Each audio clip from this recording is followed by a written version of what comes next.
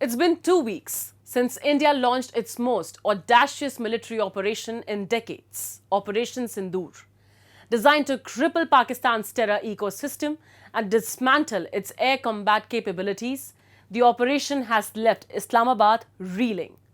With over a dozen air bases decimated, more than 100 terrorists eliminated, and a fifth of Pakistan's air force destroyed, India has redrawn the red lines in South Asia.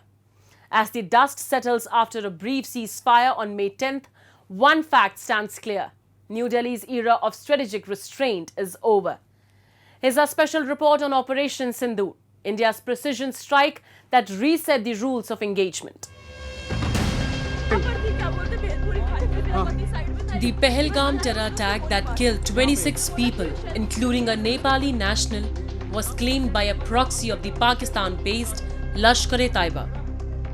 In response, India blamed Pakistan for sponsoring terrorism and suspended the Indus Waters Treaty, citing a breach of the treaty's goodwill clause.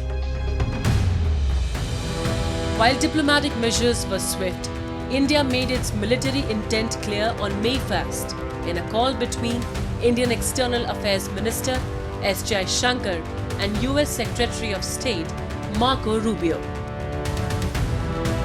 Just 6 days later, the Indian Armed Forces launched Operation Sindoor, striking terror hubs deep inside Pakistan and Pakistan-occupied Jammu and Kashmir, eliminating over 100 terrorists.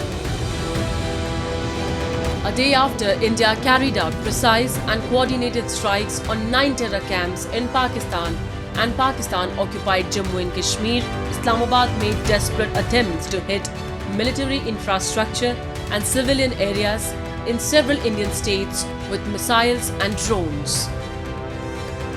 The Indian military thwarted these attempts and in turn targeted Pakistan's air defences at several locations. India's preemptive strikes under Operation Sindoor marked a turning point in South Asia's military landscape. Over the course of just 90 minutes, India struck 11 Pakistan air bases, crippling the enemy's air defense, command infrastructure and terror hubs.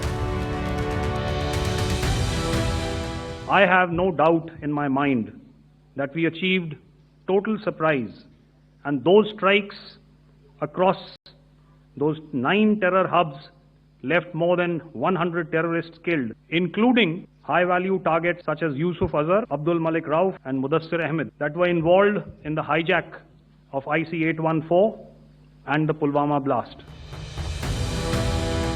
Among the targets were key air bases in Rawalpindi, Sargodha, Gujranwala, an air defense system in Lahore and Karachi, all struck with precision. High-resolution satellite images have since confirmed large craters on runways, destroyed aircraft shelters and blackened structures that once held critical defense assets. In response, Pakistan launched desperate drone and missile attacks, targeting both Indian military and civilian locations. India's counter-UAS grid and air defense systems neutralized most of these threats. However, minor damage was reported in Udhampur and Firozpur. Pakistan has acknowledged 11 military deaths and 40 civilian casualties. However, India asserts its operations were carried out with surgical precision to avoid civilian harm.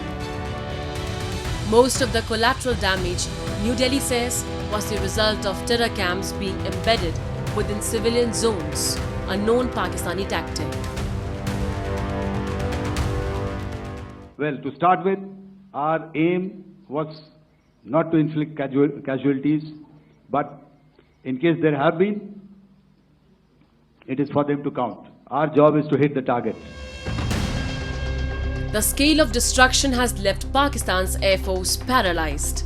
According to Indian government sources, 20% of Pakistan's air force assets were destroyed in just 2 days.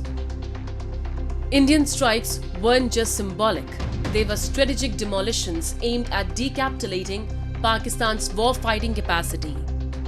India's precision strikes on Noor Khan Air Base closest to Islamabad, severed critical VIP and military logistical routes. According to Lieutenant General Rajiv Kai, between May 7th and 10th, at least 35 to 40 Pakistani soldiers were killed in retaliatory Indian fire along the line of control. There was a concerted effort to target airfields and some very, very important logistic installations, albeit yet again unsuccessful and denied gallantly and efficiently, I must say, by the integrated Indian Air Force and Indian Army Air Defence. We further strengthened our deployment and also initiated some pressure points to send a very clear and unambiguous message to the other side to desist from any misadventures on land. Some of the airfields and dumps saw repeated attacks in waves from the air. All were thwarted. The Pakistan Army has reported to have lost approximately 35 to 40 personnel in artillery and small arms firing on the line of control between the 7th and the 10th of May. India's strikes on air bases wasn't just about destroying physical assets. It was about rewriting the rules of engagement. In Prime Minister Narendra Modi's words, we will enter their homes and eliminate them without giving them a chance to escape. आपने पाकिस्तानी फौज को भी बता दिया है, पाकिस्तान में ऐसा कोई ठिकाना नहीं है जहां बैठकर आतंकवादी चैन की सांस ले सके। हम घर में घुसकर मारेंगे। पाकिस्तान में इतना डीप आतंक के अड्डों को टारगेट किया, सिर्फ 20-25 मिनट के भीतर सीमा पार लक्ष्यों को भेदना, बिल्कुल पिन पॉइंटेड टारगेट्स को हिट करना, ये सिर्फ एक मॉडर्न टेक्नोलॉजी से लेस प्रोफेशनल फोर्स ही कर सकती है। ये नया भारत है। ये भारत शांति चाहता है, लेकिन अगर मानवता पर हमला होता है तो ये भारत युद्ध के मोर्चे पर दुश्मन को मिट्टी में मिलाना भी अच्छी तरह जानता है। Indian officials reiterated that all strategic objectives of Operation Sindoor had been met militarily and politically. Operation Sindoor shattered Pakistan's air dominance myth, exposed its military terror nexus, and sent a resounding message to the world.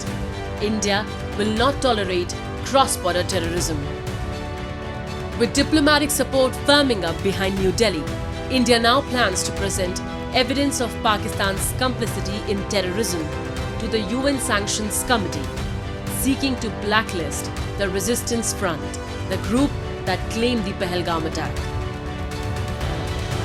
India's counter-terror doctrine has changed, and in the post-Sindoor South Asia, the strategic balance now tilts decisively in New Delhi's favor.